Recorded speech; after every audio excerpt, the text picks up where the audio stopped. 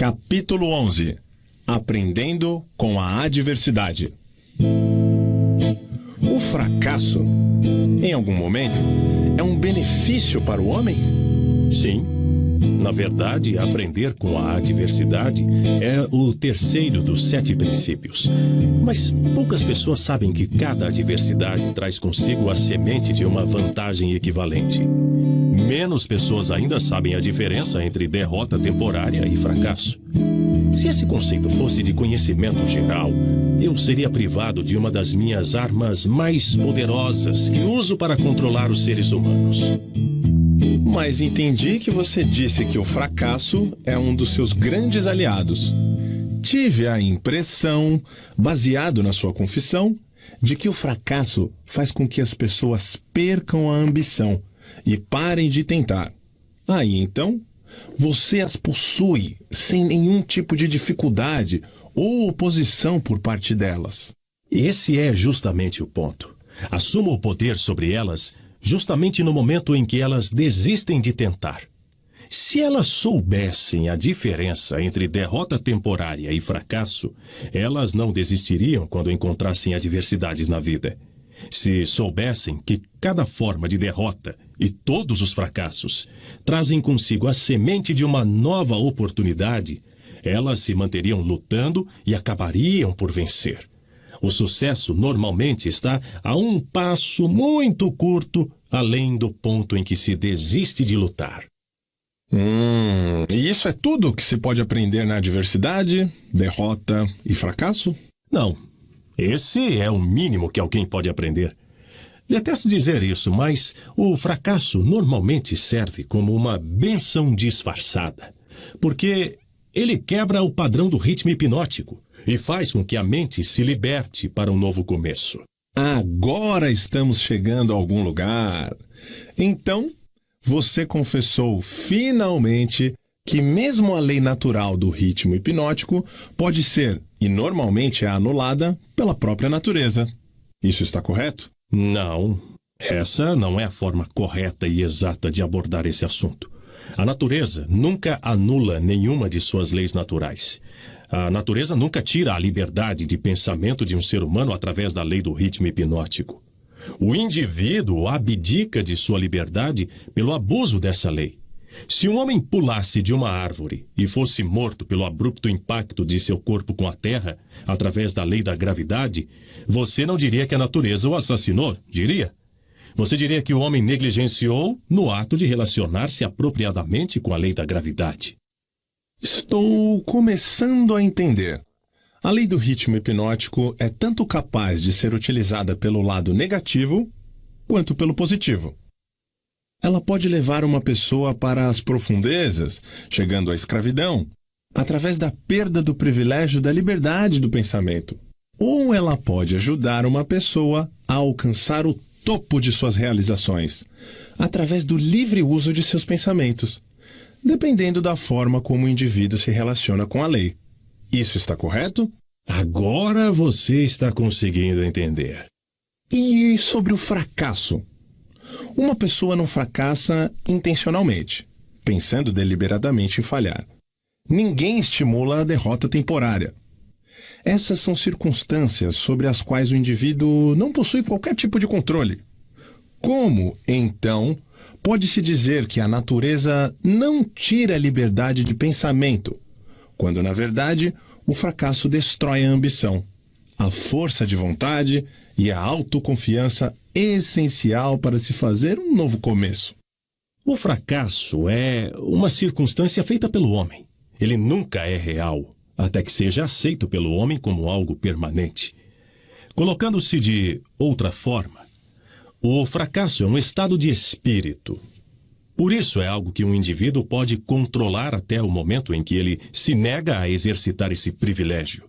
A natureza não força as pessoas a fracassarem, mas a natureza impõe a sua lei do ritmo hipnótico sobre todas as mentes, e através dessa lei ela mantém permanentemente todos os pensamentos que dominam essas mentes.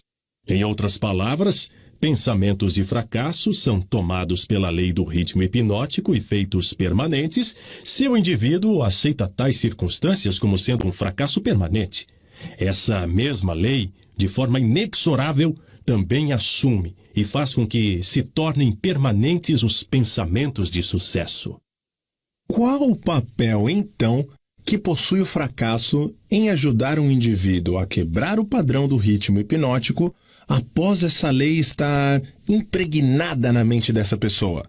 O fracasso traz consigo um clímax, no qual uma pessoa tem o privilégio de limpar a sua mente do medo e fazer um novo começo, seguindo outra direção.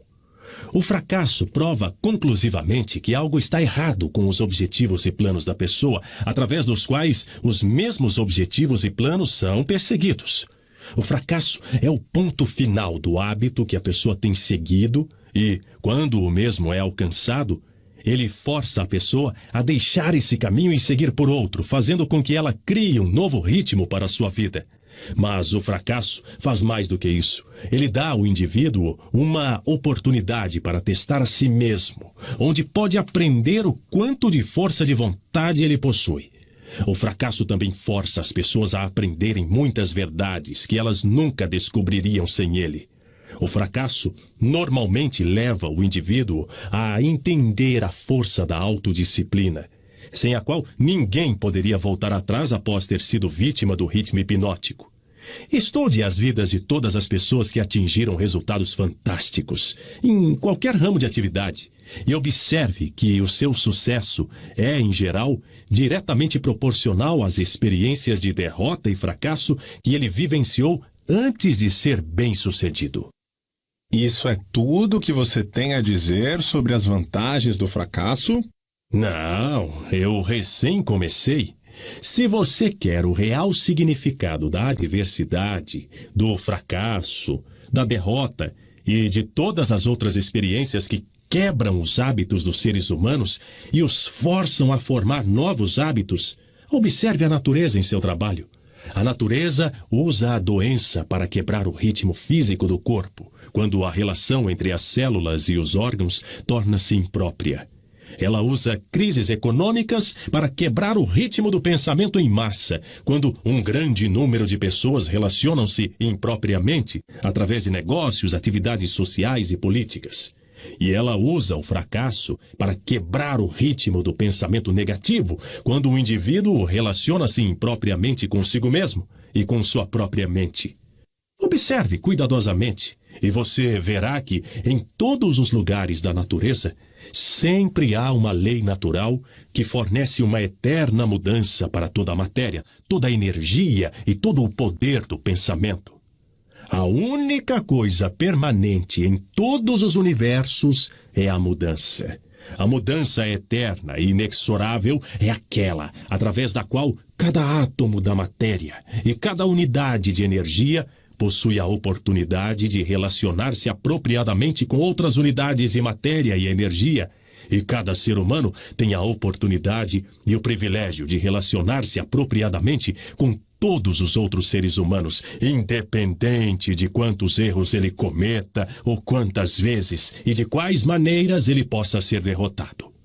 Quando o fracasso em massa toma conta de uma nação, tal como a crise econômica mundial de 1929, essa circunstância está em perfeita harmonia com os planos da natureza de quebrar os hábitos dos homens e, por sua vez, fazer florescer novas oportunidades.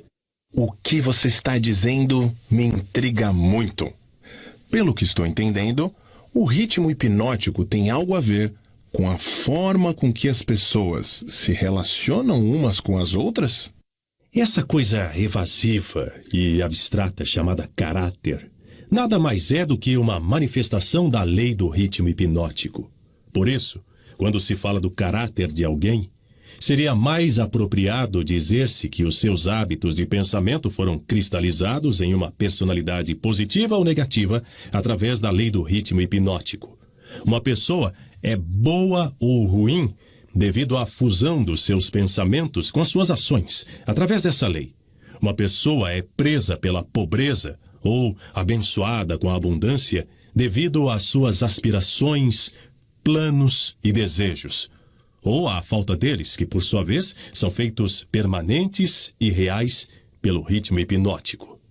E isso é tudo o que você tem a dizer a respeito da conexão entre o ritmo hipnótico e as relações humanas? Não, eu apenas comecei.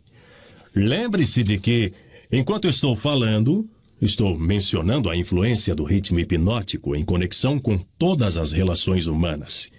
As pessoas que são bem-sucedidas nos negócios o são inteiramente devido à forma como se relacionam com seus sócios e com todos os outros no seu círculo de negócios.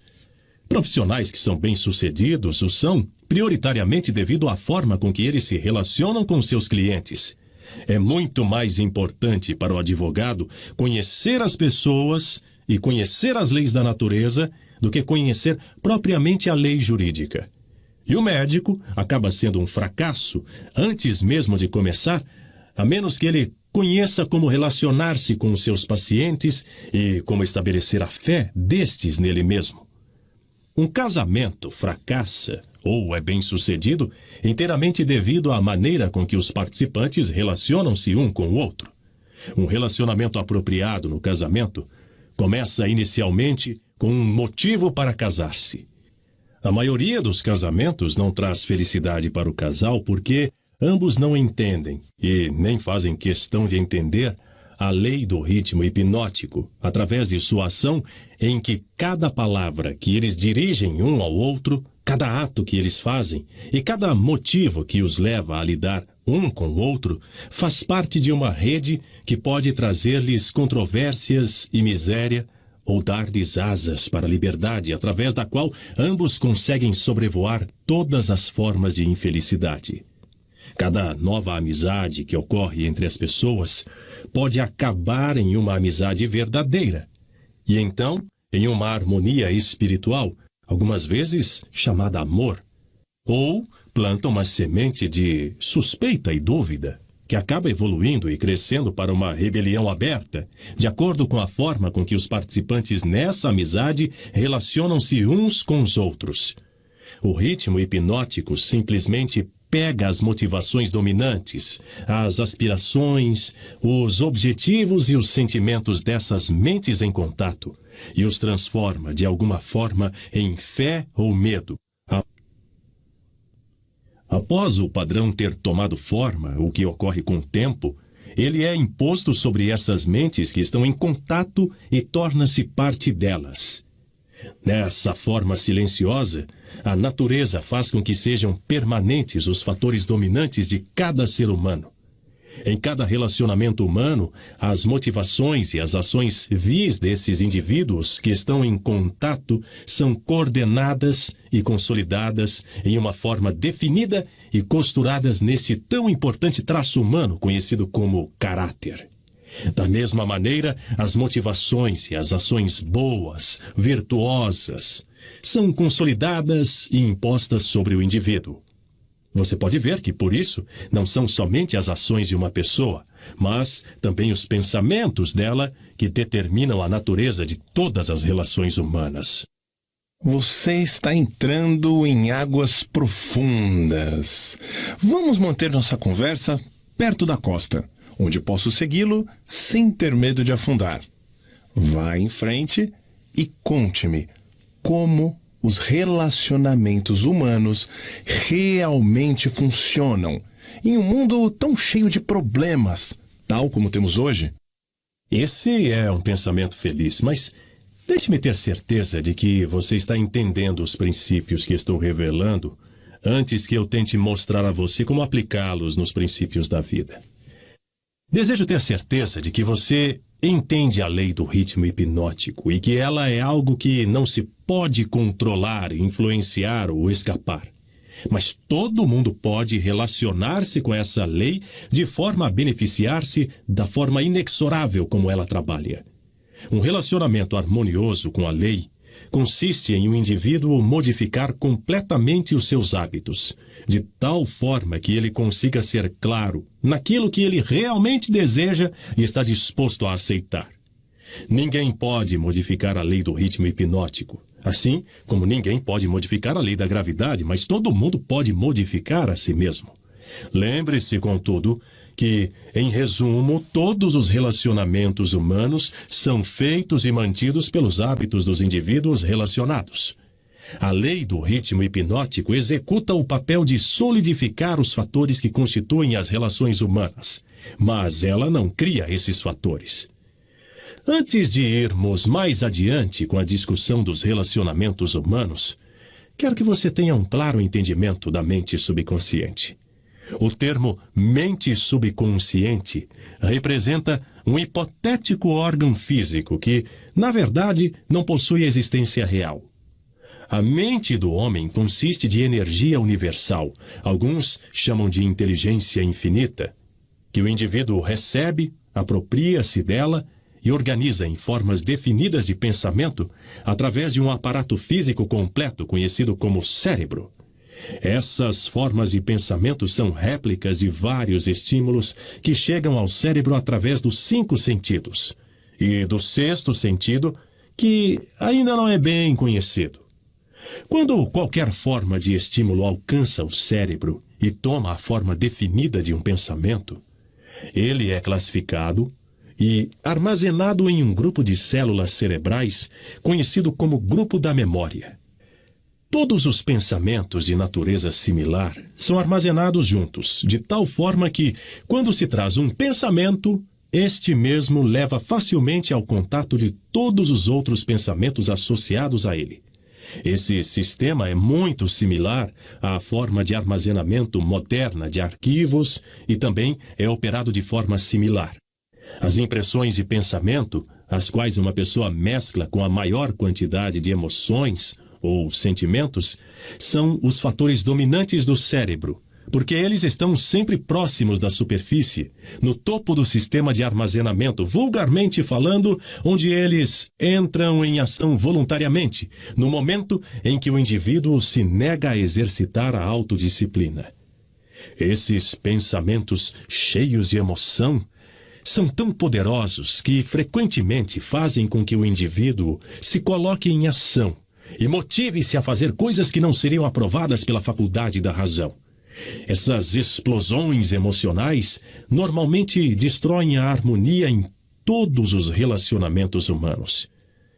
O cérebro normalmente traz consigo combinações de sentimentos e emoções tão poderosas que acabam assumindo o controle e deixando a razão de lado.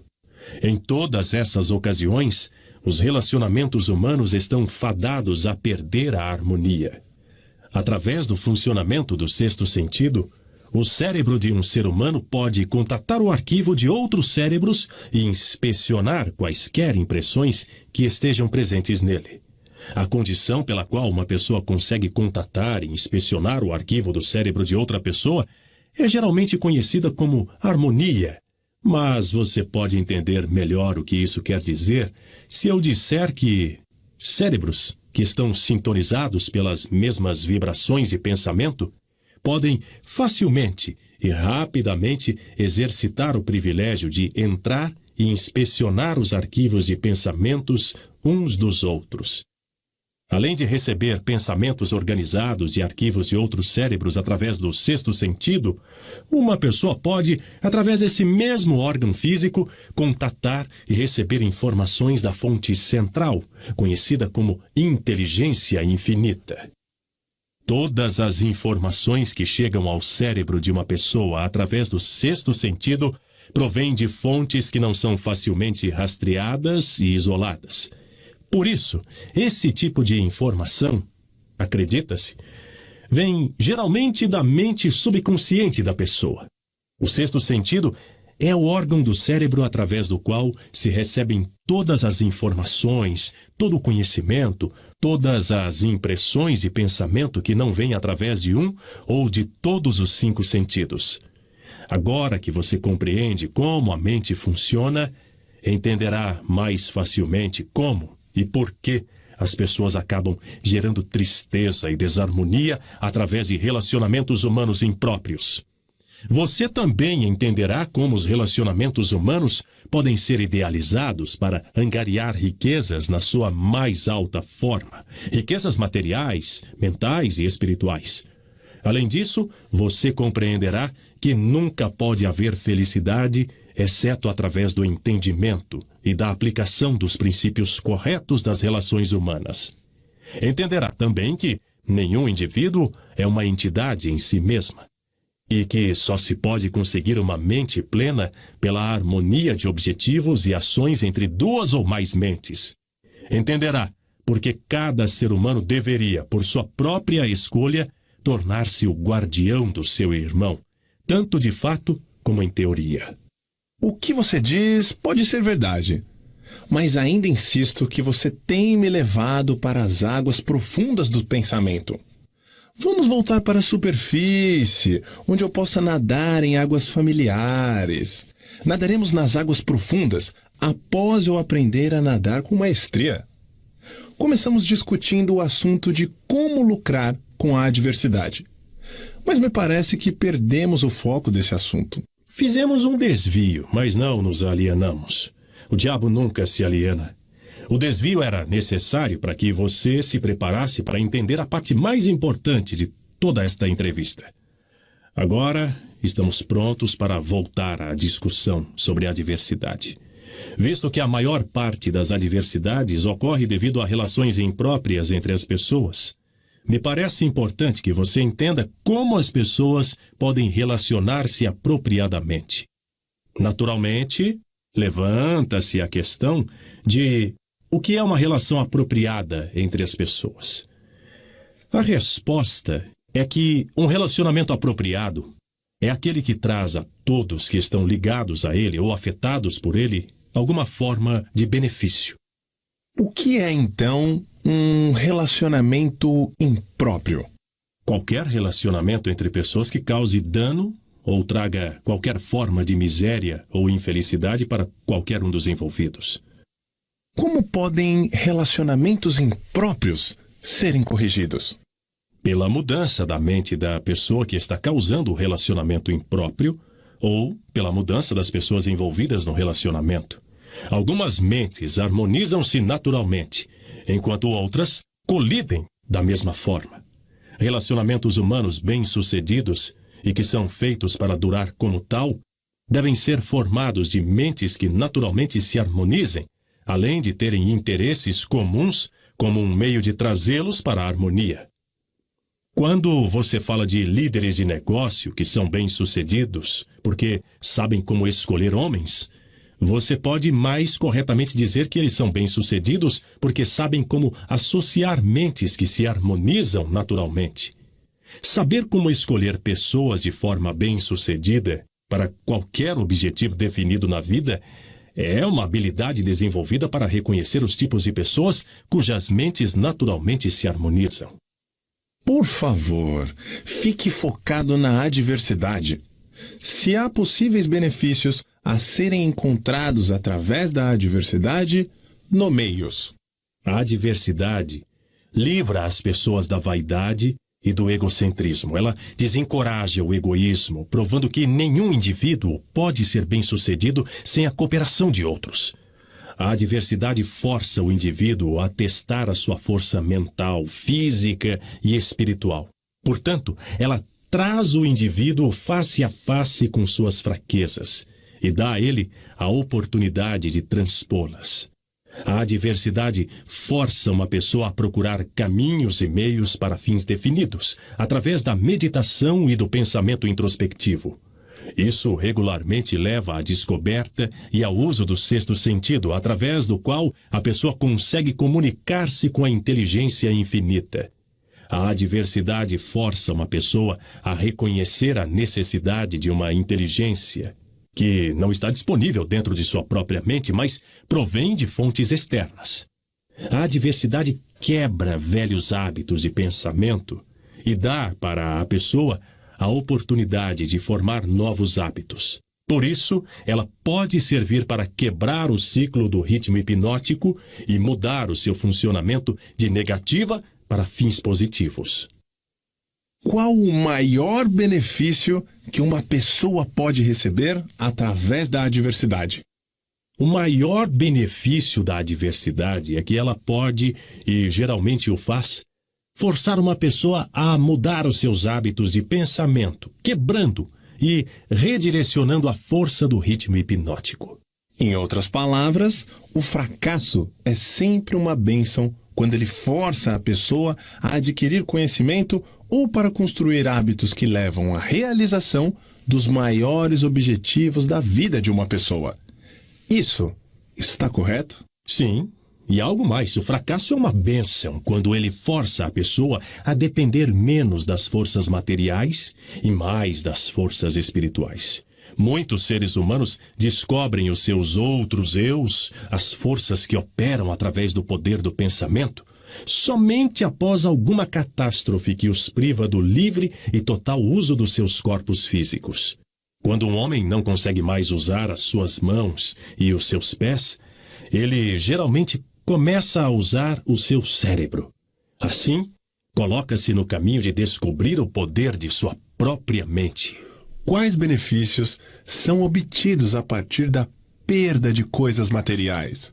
Dinheiro, por exemplo. A perda de coisas materiais pode ensinar muitas lições necessárias. Contudo, nenhuma tão grande quanto a de não possuir controle sobre nada e de não ter certeza do uso permanente de qualquer coisa, exceto o poder do seu pensamento. Fico imaginando se esse não é o maior benefício disponível que se pode aprender através da adversidade. Não. O maior de todos os benefícios potenciais de qualquer circunstância que leve uma pessoa a fazer um novo começo é que ele fornece uma oportunidade para quebrar o equilíbrio do ritmo hipnótico e acaba desenvolvendo um novo parâmetro, com novos hábitos de pensamento. Novos hábitos oferecem a única saída para as pessoas que fracassam. A maior parte das pessoas que escapam do funcionamento negativo para o positivo da lei do ritmo hipnótico o faz somente devido a alguma forma de adversidade que a força a mudar os seus hábitos de pensamento. A adversidade não é um agente potencial para quebrar a autoconfiança e, consequentemente, levar uma pessoa a desistir de ter esperança? Ela tem esse efeito para todas aquelas pessoas cuja força de vontade é fraca, devido a longos hábitos estabelecidos de alienação. Ela possui o efeito oposto em todos aqueles que não foram enfraquecidos pela alienação. O não alienado esbarra com o fracasso ou com a derrota temporária, mas a sua reação para todas as formas de adversidade é positiva. Ele luta em vez de desistir e acaba ganhando. A vida não fornece imunidade contra a adversidade, mas a vida fornece a todo mundo o poder do pensamento positivo, que é suficiente para dominar todas as circunstâncias de adversidade e convertê-las em benefícios. O indivíduo possui a prerrogativa e o privilégio de usar ou negligenciar o seu direito de pensar apropriadamente para transpor todas as adversidades. Todo indivíduo é forçado tanto a usar o poder do seu pensamento para a obtenção de fins positivos e definidos como a negligenciar e usar esse poder para a obtenção de fins negativos. Não existe acordo nem recusa para o uso da mente.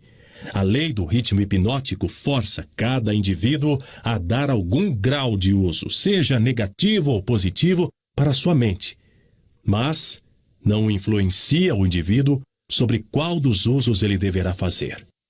Pelo que estou entendendo e pelo que você diz, toda a adversidade é uma bênção. Não, eu não disse isso. Eu disse que existe a semente de uma vantagem equivalente em cada adversidade. Não disse que existe uma flor desabrochada de vantagem, apenas a semente. Geralmente, a semente consiste de alguma forma de conhecimento, alguma ideia ou plano, ou alguma oportunidade que não teria sido disponível, exceto através da mudança dos hábitos de pensamento que, por sua vez, acabaram sendo forçados pela adversidade. Esses são todos os benefícios disponíveis para os seres humanos advindos do fracasso? Não, o fracasso é usado pela natureza como uma linguagem simples, em que ela castiga as pessoas quando estas negam-se a se adaptar às suas leis. Por exemplo, a Guerra Mundial foi extremamente destrutiva e feita pelo homem. A natureza plantou nas circunstâncias da guerra a semente de uma reprimenda equivalente, na forma de uma crise econômica mundial. A crise foi inevitável e impossível de escapar. Ela procedeu à guerra tão naturalmente quanto a noite precede o dia, e pelo funcionamento da mesma lei, a lei do ritmo hipnótico. Pelo que estou entendendo, a lei do ritmo hipnótico é a mesma que Ralph Waldo Emerson chamava de lei da compensação? A lei do ritmo hipnótico é a lei da compensação. É a força com a qual a natureza equilibra as forças negativas e positivas através de todos os universos, em todas as formas de energia, em todas as formas de matéria e em todos os relacionamentos humanos. A lei do ritmo hipnótico opera rapidamente em todas as instâncias. Por exemplo, essa lei imediatamente abençoa uma pessoa com os benefícios da aplicação positiva dos pensamentos, ou amaldiçoa com o resultado de pensamentos negativos. Definitivamente a lei funciona, mas nem sempre é rapidamente. Tanto os benefícios quanto as penalidades incorridas através da lei podem ser colhidas por outros, tanto antes quanto após a sua morte. Pode-se observar que essa lei realmente funciona porque ela força sobre uma geração de pessoas os efeitos tanto dos pecados quanto das virtudes das gerações precedentes. No funcionamento de todas as leis da natureza, a quarta dimensão, o tempo, é um fator inexorável. A quantidade de tempo consumida pela natureza na relação dos efeitos para suas causas depende em cada momento das circunstâncias presentes. A natureza faz crescer uma abóbora em 3 meses. Um carvalho leva 100 anos para chegar a um bom tamanho. Ela converte um ovo em uma galinha em 4 semanas. Mas ele requer 9 meses para converter um óvulo de um ser humano em um indivíduo.